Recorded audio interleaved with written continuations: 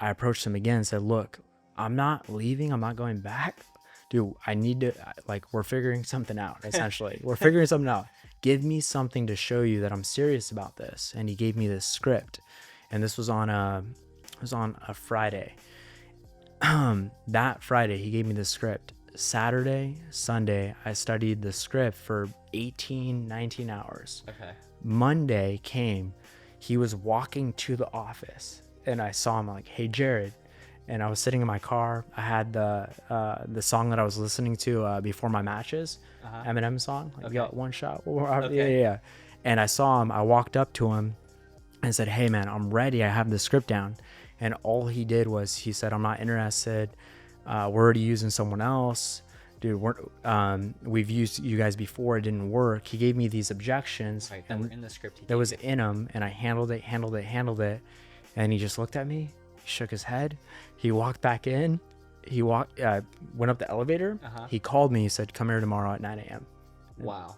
And that was it. That's how I got the job. Welcome to today's episode of Overcoming the Odds. We have an extremely special guest. This guy has been a very close friend of mine for over a decade now. Mr. Nikk Pena, you've done tens of millions of dollars online.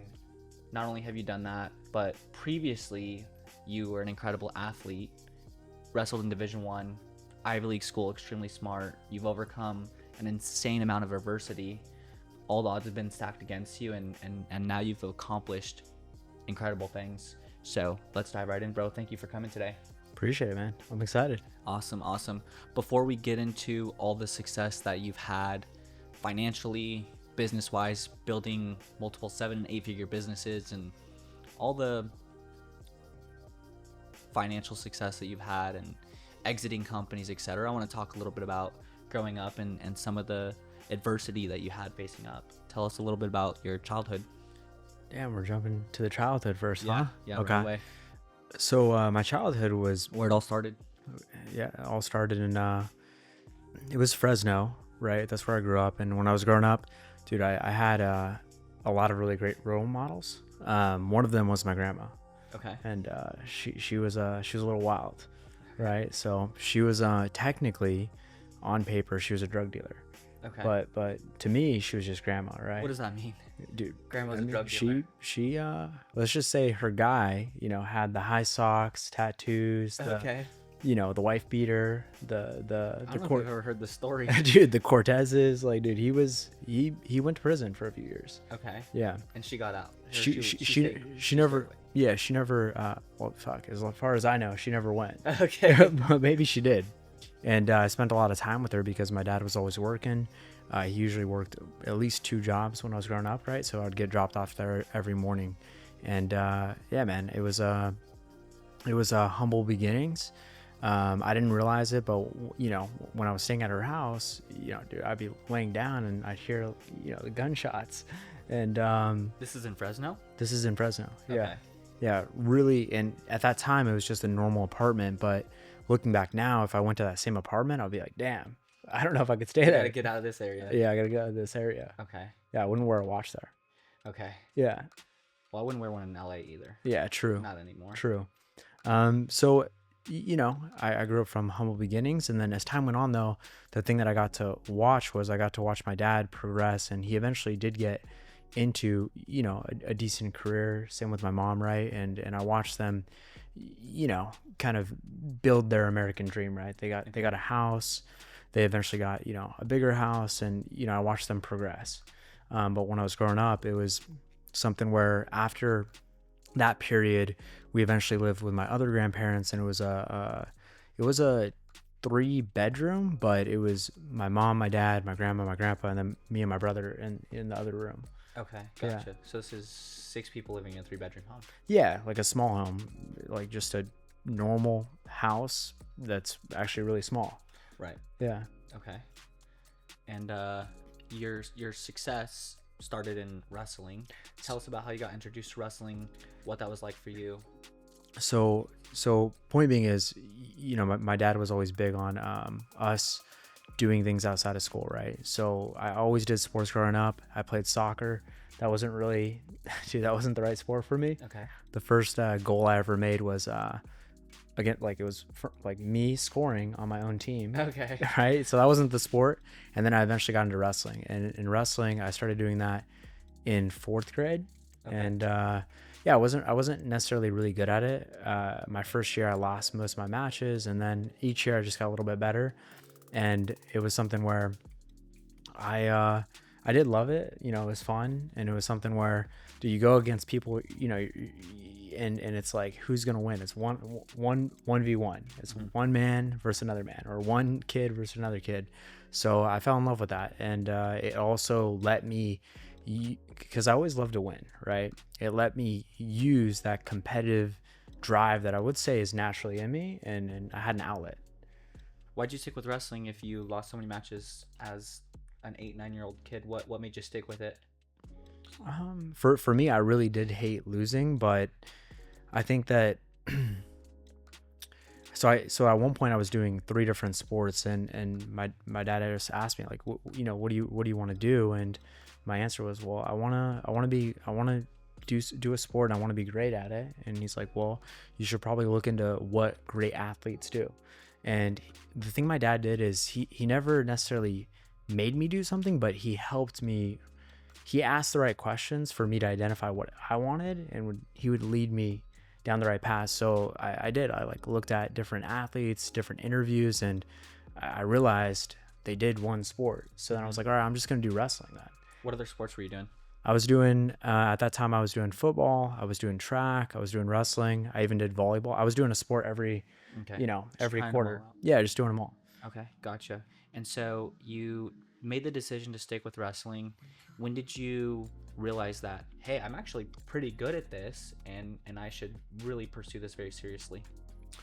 So when I realized that was when I got a different training partner. So I grew up in Fresno, and there's a small town called Selma, and Selma was always really good at wrestling in California. And I wrestled this guy from Selma, and it's called a tech, but basically he beat me 10-0. Okay. And then I wrestled another guy from Selma, and he beat me 10-0. Okay. And point being is my dad talked to their dad, and I started to one summer. It was just one specific summer where I went to go train with them.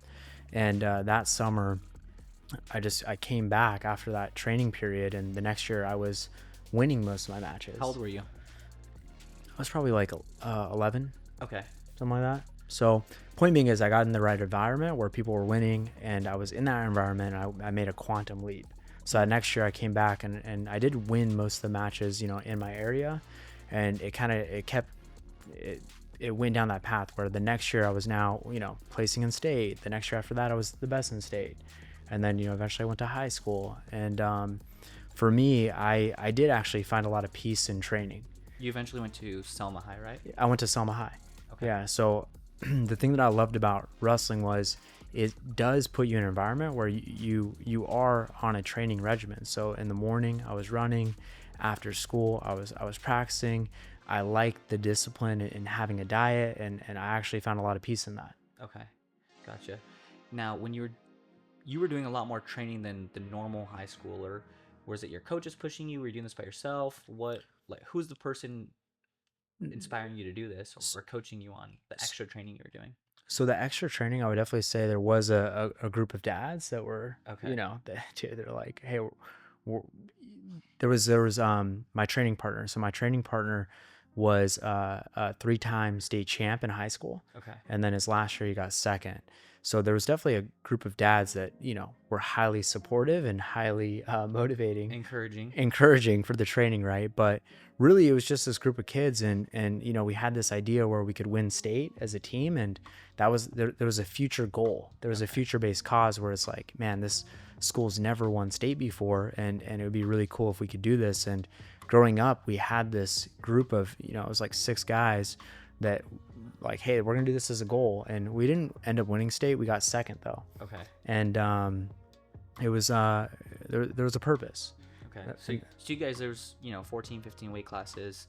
There's a core group of about 6 of you guys that collectively, between you and the parents, got together and said, hey, we're young, we see this as the vision, and this is something we believe we can accomplish, and that's what we're going to work towards. Yeah, absolutely. And that year where we got really close, but there was multiple years where we got close, but there was one year where 3 of us were in the finals. and my partner won state, then I won state, and the other guy got second that year. But I guess behind that though, I did know that growing up, hey, I don't want to necessarily be poor. I want to make money. And that was a thing where I saw an opportunity, and obviously I had some idea of college, but I knew that, hey, if I'm great at a sport, I could probably go to a really good college. Okay. So I did think with that, and growing up, dude, I did want to be successful. Okay. So you want to be successful in high school. Wrestling was that vehicle for you. How did you perform in high school? What are some of your high school stats? So in high school, my freshman year, I was my favorite year. I didn't cut weight my freshman year. I was just I just wrestled my weight class, which is really weird in high school.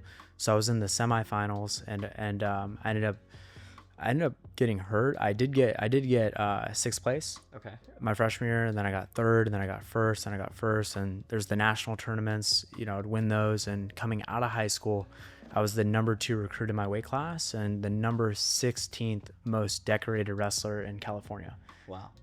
Of all time. Of all time. So I would get every single day, my junior and senior year, I would get a different recruiting letter in the mail. Okay. Like every day. What was that like being a junior in high school and coming from a small town, and all of a sudden you have all this attention, all these eyeballs on you, expectations? What was that like? Dude, it was tough. It was a lot. I actually loved being the underdog. That's why my freshman year was one of my favorite years. Okay. Because there was no expectations. No one knew who you were. No one knew who I was. It was just, dude, go out there and wrestle. And I loved being the underdog. What was it like going to school every day, junior, senior year after winning state? Were you known as like the guy on campus? What was that like? Yeah, it was. I mean, I definitely would say that after my junior year, and my family grew up super Christian, right? So I definitely had some morals and values, but those got a little, there was a little influence On the outside. Yeah, on the outside. Okay. So we would we would go to parties and do all that kind of stuff. Yeah. So you still enjoyed high school. How did you stay disciplined through that though, and not get caught up in a lot of the temptation that most people have? For me, dude, I did have an idea of what I wanted, and it wasn't super clear, but I did know I want to craft my life the way that I want it, right? So in high school, I had a period where, dude, I would have fun, and then there was a day where, all right, it's training day, and I just flipped the switch, and one day I'm not disciplined, the next day I am. Gotcha. And that was an ability that I learned from wrestling and being an athlete. Most people let their environment definitely influence them, and yeah, my perspective growing up was influenced by my environment. I had parents that cared about me, and they're like, dude, you should go to college because we never went. You should go, right? So I was definitely influenced by that. But point being is, when I was growing up, there was a thing where it's like, hey, today we're starting training for state. And I realized at that age that anybody can make a decision and change who they are tomorrow. Okay. And that was something that I didn't fully understand what that meant, but I was doing it. Okay. So one day I'm not dieting, one day I'm not doing the extra workouts, the next day I am. Okay. And I think that's important because most people that have a problem in their life, whether it's health, wealth, maybe relationships, when people think about change, they think about, man, I got to do this and that, and then maybe I'll gradually get there. But I started operating off this principle that I can change tomorrow if I decide to change tomorrow. Okay. I like that. That's good. So now you're getting all these recruiting letters. How many college recruiting trips did you go on? How'd you make your decision? Where'd you end up going? So I took a couple recruiting trips. I went to Stanford. I went to Iowa. I went to Mizzou. And dude, after I went to Cornell, and I was just like, damn, I'm kind of tired of traveling because they're all back to back, right? And I originally signed Iowa State because it was a full ride. I was actually going to get paid to go there. Okay. And dude, I sat with that decision for like a month or two, and then I made the decision to go to Cornell after. So I withdrew that, and I decided to go to Cornell University. Okay. What was being an athlete like? Because I know to get into Cornell, it's an Ivy League school. You have to be at a certain level with your grades. Yeah. So what was that like, balancing, taking really hard classes in high school and also being this athlete, which set you up to go to Cornell? School, I mean, from what I remember, it was pretty easy. You just had to do your schoolwork Yeah. and it was something where, hey, Monday through Friday, I had a schedule, I had what I was doing, and I was pretty disciplined. But at the end of high school, dude, I did go up as valedictorian, and they're like, dude, Nick's valedictorian? Like, no one knew, right? So I was just kind of, doing my schoolwork and doing what I had to do. Yeah. Gotcha. So you were pretty silent about it. I was doing my thing. They're like, dude, this guy's valedictorian? Yeah. Yeah. I like that. So you made the commitment to Cornell. Did you wrestle your first year? Or did you take a year off? What'd you do? So I ended up wrestling my first year. The thing is, when I went to Cornell, that was a really big shift and an eye-opening experience for me. Like I realized a lot of things, and the reason I realized it because for the first time ever, I experienced what I wouldn't call it this now, but if someone were to name what I was experiencing, it was a state of depression. So my first 2 weeks into college, it was this program before school actually started. It was like a summer program. Dude, that first 2 weeks, what happened is my best friend that I grew up with, that was the guy that I did everything with, he passed away in a car accident. And with that experience, dude, I actually, like, for the first time ever, experienced true loss. I didn't eat for a week, and I think that a lot of people operate off a principle where they're going through the motion, they're going through the motions of life, but they're not truly living life. And that experience actually, dude, I did look at life in a different lens. I actually was extremely grateful, and I realized that, dude, today is a day I'm living, and tomorrow I may not be here. Like, I may not be here. So point being is, he passed away, and crazy thing is when he passed away, he actually wrote this on his Facebook post, right? He said, man, can someone teach me how to die and come back to life? And dude, he literally passed away a week after that. Wow. His last message to me was like, hey man, I love you, don't ever forget about me. That was his last message to me. Wow. And that experience did shift my perspective on life, and it actually had me start studying different religions. So in college, I read books on Buddhism, I read books on Mormon. I was dating a Mormon, so I'm like, let me see what this is about. Sure. And it just opened up my eyes to a different perspective. And after that, the mistake that I made in college is one, I was in a new environment. I was getting bad grades.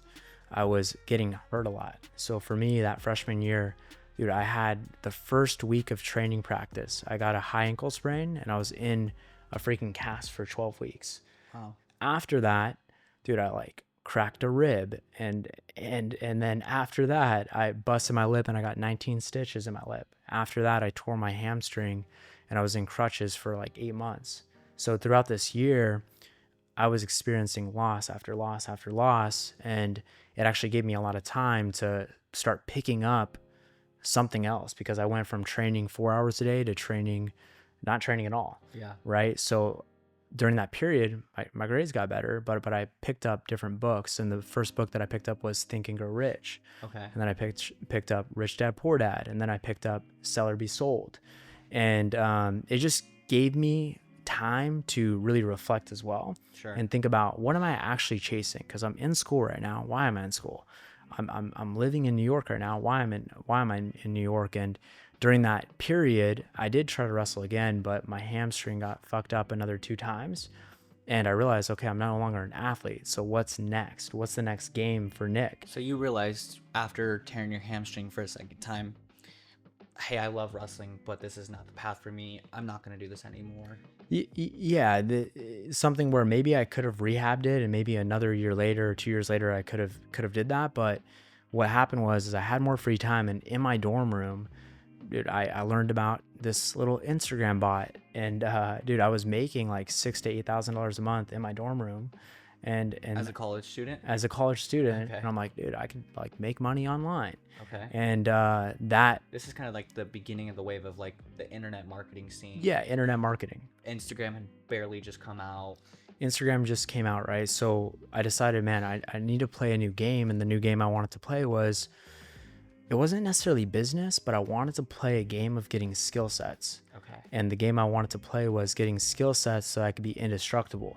So I thought about what are different skill sets that are needed in the world. And the first skill set I thought of was sales and marketing. And I didn't know what operations was, but I knew I needed sales and marketing. So I saw marketing, I saw sales, and the thing that I was like my worst, like my weakness was communication. So I chose sales first because I was not a very good communicator. Sure.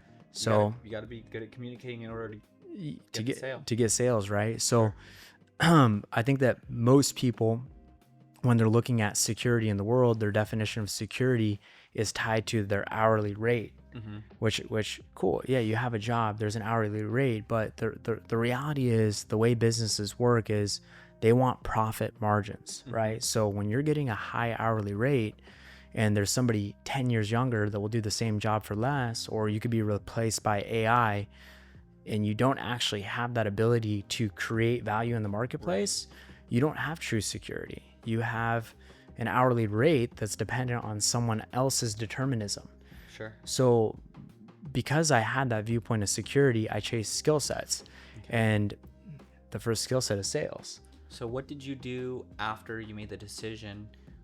Did you keep going to college after you decided I'm not going to do wrestling anymore? What happened in life? So dude, after that, I mean, I was making some money in college, and I wanted to learn sales. So I applied for a job. At a sales consulting firm. And my thought was like, dude, if these guys train salespeople, I might be able to learn sales there. Right. So I applied for this job. I went through the first interview, the second interview while I was in college. And they're like, dude, what do you do? Like, if you get the job, are you going to leave school? Like, are you going to be an intern? And I'm like, dude, I'm ready to roll. Where was this at? This was in Miami. Okay. So the first interview was on the phone. Then there was another interview on the phone. Then there was one more interview that was supposed to be on the phone as well. But I just drove to the phone interview, and I showed up at the time. They're like, what are you doing here? In person. Okay. And I said, I'm ready to go. And who was this for? This was for a guy named Grant Cardone. Okay. And on paper, I was really underqualified because the average person working there was 30 to 40, 45 years old. Okay. And I was in my early 20s. And for those who don't know, who's Grant Cardone? So Grant Cardone has two companies. One of them does 150 million a year, and then the other one is a real estate portfolio. I don't know what it's valued at now, but I believe it's past $1 billion now. It's over $1 billion. Assets under management. Yeah, assets under management, right? So okay. So it's safe to say he's a billionaire. He's a billionaire. Depending on how you. Yeah. Okay. So you went and applied your third phone interview. You essentially packed everything from your place in New York in Ithaca at college. Yeah. Did you tell your parents you were leaving? I didn't tell them anything, dude. Okay. So I was looking back now, I was definitely delusional. Okay. Yeah. Those are the people I think that have the biggest success though, because some of the most delusional people, if you believe something, you eventually, I think, will make it a reality. Absolutely. If yeah, you got, part delusion, but you do need part some kind of plan. You can't just say you wake up tomorrow, I'm going to be a billionaire or a millionaire, and then sit on the couch and play video games. So you had part delusion, didn't tell your parents, left college, packed up your car and drove down to Miami. Yeah. So looking back now, I packed up, I was in this apartment. I packed up as much as I could. I left some stuff there, and I showed up and said, I'm ready. Yeah. And basically I got told, no, you're not ready. And really? I didn't get the job.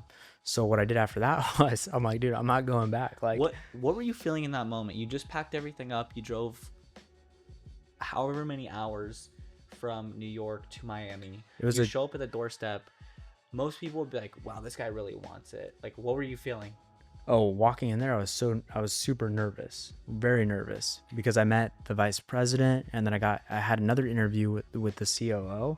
Like, this kid's not really qualified. He's not really an extrovert. There's really not a lot of, on paper, and literally from their perspective, I wouldn't have hired me.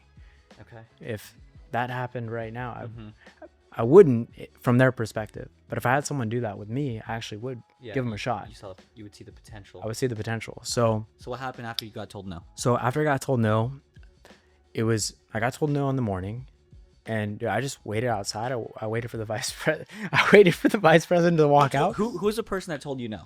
A guy named Jared Glant. Okay, and what was his position in the company? That time he was the director of sales. I don't think he was vice president yet. He was director of sales. Director of sales. Okay, so Yeah. you waited for the, at the time, vice president just I, outside. I waited for him outside. I said, "Look, like I'm here. I'm ready." And who is this that you were waiting for? I was waiting for him to walk out. I'm like, Who "Dude, is it? Jared Glenn." Oh, you're waiting for Jared I was waiting for him to walk out. after he told you no. Yep. Okay. After he told me no. And point being is, he said no.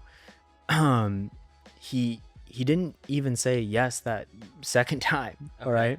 But it was like 1 or 2 days later, I saw him walking down the street. I'm like, "Hey, Jared, like, look, I know that I'm underqualified for sales. I know that there's probably other things you need help with. Dude, I'll do the shipping. I'll get the coffee.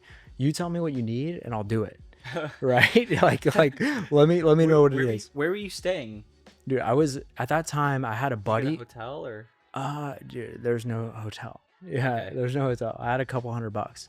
And there was a friend that let me crash at his place. Okay. And then after that, dude, I slept in Shout my out to them. shout out to them, Dylan Brockman. And Okay. I eventually just slept in my car. But point being is, I was there, and I approached him again and said, "Look, I'm not leaving. I'm not going back, dude. I need to, like, we're figuring something out. Essentially, we're figuring something out. Give me something to show you that I'm serious about this." And he gave me this script, and this was on a Friday. That Friday, he gave me the script. Saturday, Sunday, I studied the script for 19 hours. Okay. Monday came, he was walking to the office, and I saw him. Like, "Hey, Jared." And I was sitting in my car. I had the song that I was listening to before my matches, Eminem song, like, Okay. "You got one shot." Okay. Yeah. And I saw him. I walked up to him and said, "Hey, man, I'm ready. I have the script down." And all he did was he said, "I'm not interested. We're already using someone else. Dude, we've used you guys before. It didn't work." He gave me these objections, Right. That were in the script. that was in him, and I handled it. And he just looked at me. He shook his head. He walked back in. He went up the elevator. He called me. He said, "Come here tomorrow at 9 a.m." Wow.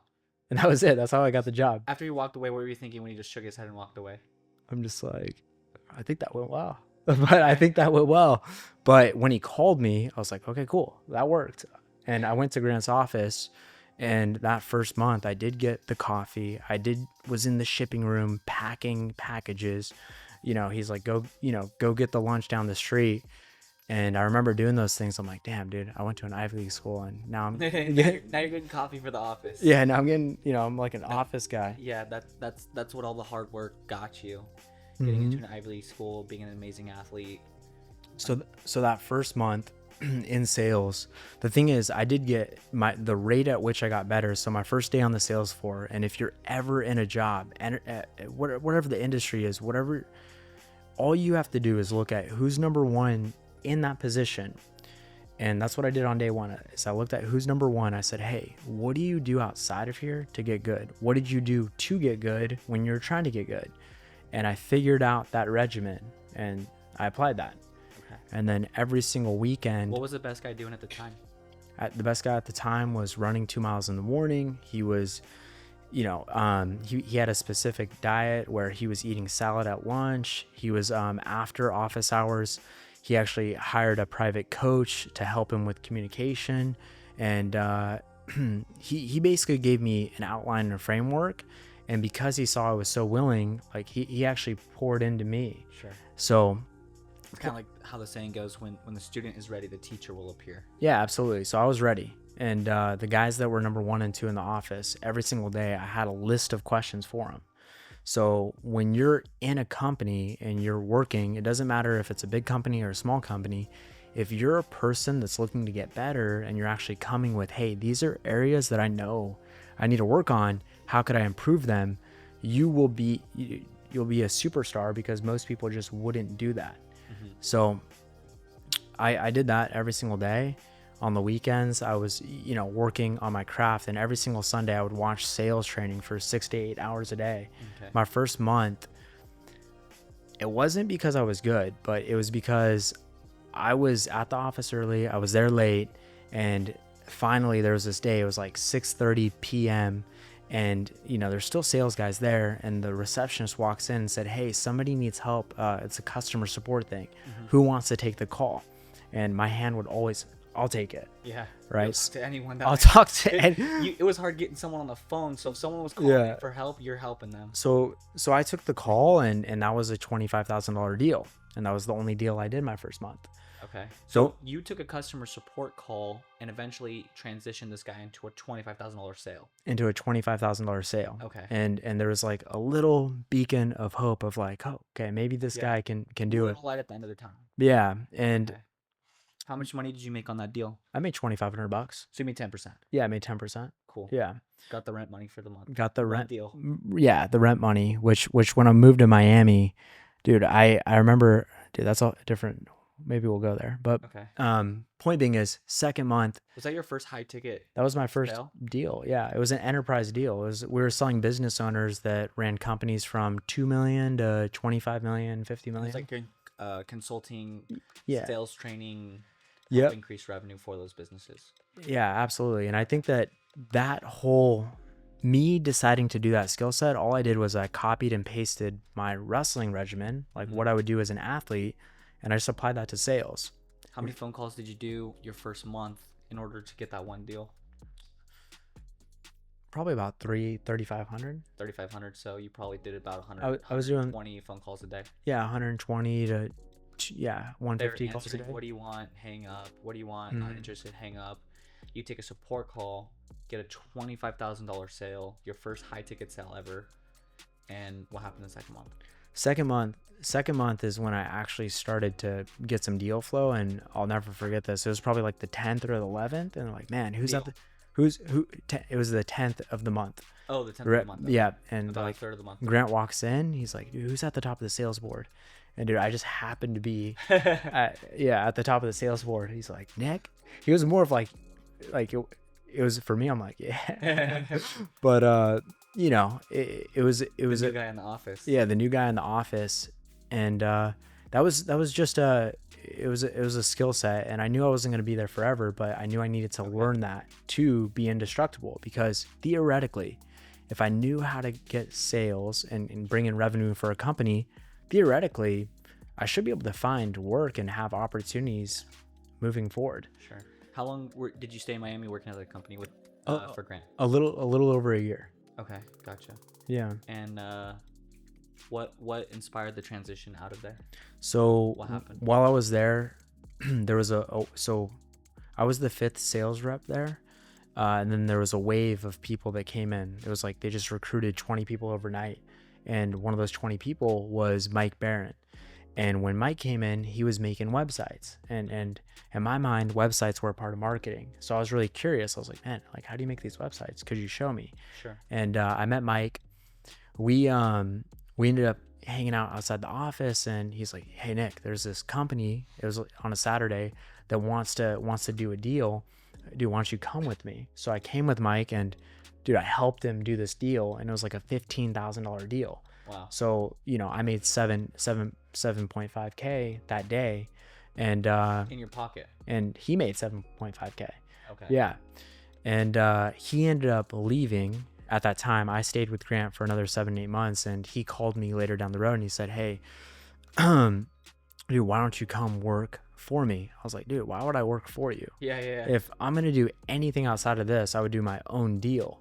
Sure. So then Mike came back and said, hey, look, let me do this. I'm going to have the company I have now. I'm not going to add any more clients to it, but that's going to be 100% mine.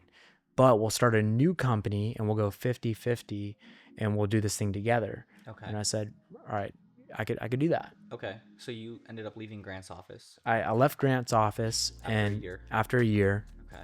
And what was your income level roughly at that point working for Grant? It was 6 figures. Okay. There was definitely guys making multi 6 figures. Okay, but you were still doing well. Yeah, I was still doing well. Living in Miami, making 6 figures, having a good time. I was young. You're growing, Yeah. getting better. Yeah.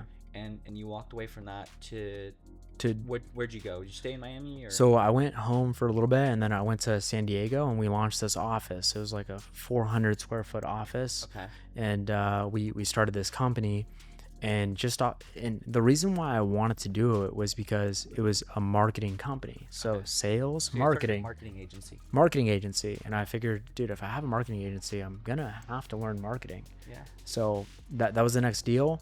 Within 6 months, we went from, doing a couple grand a month to doing $80,000 a month. And we got a few big deals, right? So we did a deal with Solar City. We did a deal with Roofing Professionals, which is a $1 billion company. And then we signed this one agreement with Paradigm Sports Management, which has 200 plus athletes, one of them being Conor McGregor. Okay. And that was just off sure sales ability. But the point is that did you already know people there, or like with these other people? Like how'd you guys get these big clients going from 0 to 80K? It was all through cold calling. Yeah, it was all through cold calling, and we were able to train sales reps. We didn't necessarily have a system to generate, we weren't running ads. We were cold calling, and we also didn't have a huge marketing budget either. But the thing is, every single time I stepped into a new chapter, I didn't necessarily know how the chapter was going to unfold. I didn't know the specifics of it. I just knew that this is something I wanted. And in terms of the plan, I knew the next step. Yeah. I didn't know step 3 or 4. I knew the next step, and I knew that it could work. Okay. And I think that for a lot of people out there that are going through the motions in life, you have to understand when there's a new change and you're going to a new level, you're gonna sacrifice comfort. But what I like to tell our sales guys is every new level that you go to, you're going to go ahead and sacrifice a new devil. Yeah. And what that means is that for me specifically, because I'm going into a new industry, I wasn't comfortable. I didn't have time to just watch Netflix or drink on the weekends. I had to get refocused and explore, I need to learn the next skill set. Yeah. What was that devil for you that you overcame going from working at Grant's office, leaving a 6-figure income, moving to San Diego with nothing, and eventually building a 7-figure business? For me, it was dating, and it was also smoking weed. Okay. And that's what it was. Smoking weed and the ladies, man. Smoking weed and the ladies, yeah. Okay. Yeah. Okay. And so what happened with that company? You built it to 80 grand a month, 7 figures a year. We built it to that, and then I eventually went to LA. Mike kept running Limelight Media in LA. I worked. And Limelight was the marketing agency you guys started? The marketing agency, and I started to work with my buddy. It was a company called. It was also a marketing deal, right? But it was specifically building ads and funnels. Okay. And I did internet marketing stuff. Yeah, it was internet marketing stuff. So I did that, and that was another quantum leap. I started making What was that leap? So running a company, most people don't. If you're running a company that's doing 100 grand a month, maybe as a business owner, you're making like 10, 15, 20,000. And you had a partner. And I had a partner, right? So making really. Yeah. So I was making the same amount as I would, working a job. Yeah. So doing the next deal, I started to make 30, 40, 60, 70K a month in my pocket. Okay. And that was when life really changed. Yeah. Right. I feel like after you start 10x your income. I 10x my income, but at 40,000 a month, 50,000 a month, you really do stop. Like you can go to a restaurant and not think about it. You can go to a place and just get what you want. And through that experience, what I realized is I realized how meaningless materialistic things are to me. And because I got a Rolex, I got an i8, I got all the things that I wanted. You had a house in Hollywood Hills also, right? Yeah, I lived in a house that was, it was a multi-million-dollar house. And through that experience, I realized that those things weren't actually meaningful to me. So what that forced me to do, though, was really figure out a purpose and reason to why I'm doing what I'm doing and make a bigger game, because my motivation before that was that lifestyle. How old were you when you went from leaving Grant's office, making a 6-figure income, building a 7-figure revenue business? Now you're living in Hollywood Hills mansion.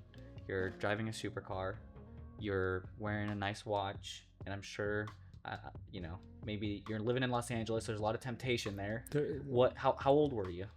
I was 24, 25, 26, 27, 25, 20, somewhere around there. No golden spoon given to you. No golden spoon. Spoon. Just waking up, multi-million-dollar view, have a little coffee in the morning. Like, dude, it was good. Yeah.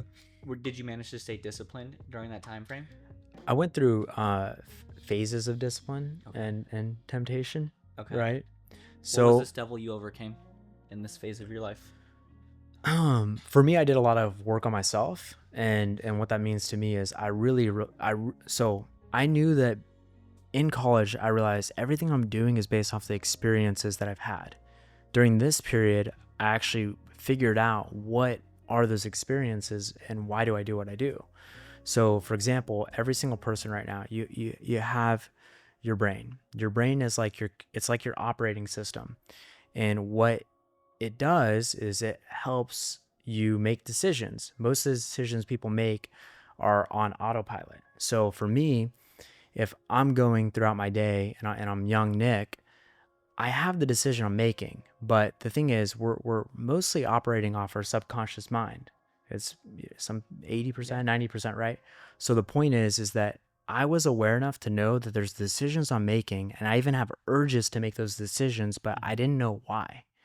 So what I realized is that for every single decision that you make in your life, there are experiences in your past, whether they're most of the time traumatic or painful, that influence how you operate. So I actually really learned and hired a coach to help me work through those experiences in my life in those areas that I wasn't operating that wasn't logical. Like, why do I feel this emotion when this happens, even though I don't agree it's logical, but I feel it? Sure. Right. So it's kind of like, we've all probably dated a girl that overreacts and is super dramatic because From our perspective, or from our point of view, when, but to them it might be rationalized. dude, yeah, to them it's rationalized because the dishes weren't done. Right. But it's this emotion that's almost like a miss emotion for the situation. Sure. So why is that happening? But that might just be the outlet that their overreaction, quote unquote, might just be because the dishes weren't done, but it might be because of something else going on that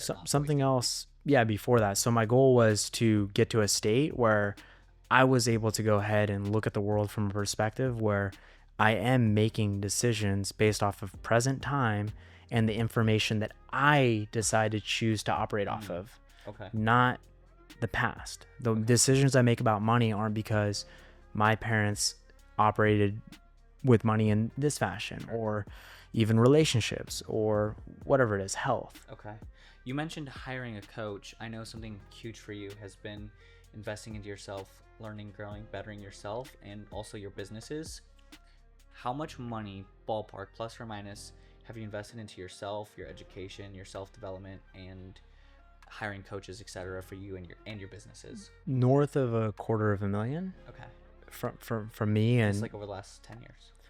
The last like 6 years. Yeah. Okay. 1 year specific. I mean, it's more than that, but 1 year specifically, I did definitely spend more than 150,000. Okay. And at the end of the day, what I realized was, okay, so money does allow you to have more freedom and decide to craft the reality that you want, right? But I also knew people that were extremely wealthy that weren't fulfilled and didn't have purpose. So with that being said, I came to the realization that I eventually need to understand myself, and by understanding myself and knowing myself truly, that's how I'd be able to go ahead and actually have the best experience possible on this planet. Yeah. What was the single biggest investment, whether hiring a consultant for your business or your life? What was the single biggest investment in one payment that you've made? In one payment, usually like 25,000. 25,000. What was it like the first time you ever gave someone your credit card for 25,000, knowing there's no direct correlation to what that investment is going to come back, but you just had to have faith and belief that it was going to give you an infinite return? So the thing is, the first time you do it, it's always scary. Yeah. Right. It's like you're doing a new thing. Yeah. Right? It's not like you're spending 25,000 on ads and getting $100,000. Like there's no way to track it. Even when you the first time I spent money on ads, I had the same feeling where I felt like I was burning money. Mm-hmm. Right. So with investing in myself and deciding, hey, I want to hire this person that's an expert that knows A, B, and C about this area. The first time you do it, what it is you have a lack of certainty in yourself. Okay. And really that's why, you're doing it, and you're operating out of fear, and you don't really know what's going to happen. But what happens is as you do that and you make a $25,000 investment and you learn A, B, and C, and you win, well, the next time you do it and you win again, and the next time you do it, your certainty in yourself increases. So for example, if we look at Elon Musk isn't betting thousands of dollars, he's betting millions, billions of dollars, right? So when Elon sold his first company, he took that 50 million, he poured it into SpaceX and Tesla, And he had to borrow money for his rent. borrow money for his rent, right? So what that tells me is he has a very high certainty in himself to create. So we're all at different levels. So for me, 25,000, and I've done more than that, but in just a card, like, 25 grand, 50. Okay. Actually, I have to, the number's higher. I didn't think of this as an investment myself, but when I started a software company, I did drop 150 grand for the first payment, but it was from the business. It felt a little different, but that was 150 grand. Yeah. Like, that you had control over that finance. yeah. Yeah. So when you're going, so the thing is this, when you're going through and you're looking at your ideal scene, for me, I'm not necessarily thinking about what I'm spending. I'm thinking about what I'm gaining. Right. And I also have a high certainty in myself because of the skill sets that I've acquired. Yeah. I know that tomorrow, if all of this disappears, drop me off in any city, ideally a major one, but ideally a major one, I can create opportunities. You've done it already multiple times. Yeah, I've done it multiple times. So San Diego, Los Angeles, Vegas, everywhere you go, it seems like you're able to create something and thrive off of it. yeah, and your ability to bounce back or come back or make the next thing it just increases, right? Yeah, I like that. So you start making $50,000-$60,000 a month, and you're living in Hollywood Hills, living this extravagant life. What happens next? So after that, I didn't know this. I mean, what happened next was the pandemic. I got an office in Las Vegas. I relocated 15 people to Las Vegas. The pandemic happened, and there was a shift happening. Along with that, it was another transition period for me, and I ended up shutting that business down, and I decided I want to get into software. So how big was that business that you shut down? it was doing like 500,000 a month. Okay. It wasn't doing that necessarily when I shut it down. It did slow down with everything happening with the pandemic, but about 3-4 million a year. yeah. So I wanted to get into software. I just had an idea. I don't know anything about developing. This is what I want to do. Just like you did every time when you went from Cornell to the sales business, when you didn't know anything about marketing, you moved to San Diego to start a marketing company. Yeah. So I went and I built this little app. It did $1 million in revenue, and How fast? Within 16 months. Okay. So this was my first software, application, right? I did that, and while I was doing that, I met my business partner, and I worked with him for a few years, and I ended up working with him on a different software, and that was something that got a $25 million valuation. Okay. And now it's actually something where, that business is an exit, and on to the next deal. Cool. So with that being said, again, I didn't know what I was jumping into, but we started off with no developers and hiring a development agency to, at the peak, we had 19 developers, and just figuring it out. Cool. Collectively, between your adventures of being a business owner and internet entrepreneur, how much have you done gross revenue, roughly, would you say? I don't have at least 30-40 million. 30-40 million, and that's in the last 6 years, 7 years. Yeah, 6 years. Gotcha. And I've also worked with companies. Like, one of the clients that I worked with was a company that was doing 25 million a year, and that was me consulting them on building a remote sales team. So that's what I do now, is we build remote sales teams for companies, and they were doing $25 million, and we help them build a remote sales team to add a whole new revenue stream to their business. Okay, gotcha. Yeah. So it sounds like you've now identified a new need in the marketplace. you have a solution, you have a vehicle, and you guys are crushing it. How much you guys doing ballpark plus or minus revenue now? We're doing like $1 million a month. So about 12 million a year. Yeah. That's awesome. Congrats on that. Where can people find you if they want to follow you on socials? You can find me at Nikk Legend. Yeah. Nikk Legend on Instagram and YouTube. Nikk Legend on YouTube and Instagram. What is one piece of advice that you would give someone right now going through adversity? All the odds are stacked against them. What piece of advice would you give them? I would tell them to find the ideal. I would have them define their ideal lifestyle, and then I would have them identify a person already living that ideal lifestyle, and then I would look for an opportunity to be in that environment so that they could actually learn through osmosis and figure out exactly what that person's doing. And osmosis is being in the environment. Okay. And that's one of the fastest ways to learn. Plugging into power. I like that. Very cool. Last question. Who is one person you know that has overcome extreme odds that if we end up in the same city as them, that we should get on this podcast? There's my old barber, and he was my barber, and every single day I would go to him, he dressed like a rock star, like a rapper. And he ended up getting signed to a deal. He's going on tours now. Okay. And what's his name? His name is Vic. I'll introduce you. Okay. All right, Vic, we're gonna get you on. Where's he located? He's in LA. Oh, cool. Easy for us, and we'll make it happen. Well, Nick, I appreciate you so much, bro. Dude, I look up to you, and thank you so much for all the info to the guests that you've shared. And you guys, thanks for tuning into this episode of Overcoming the Odds, and we will see you next time.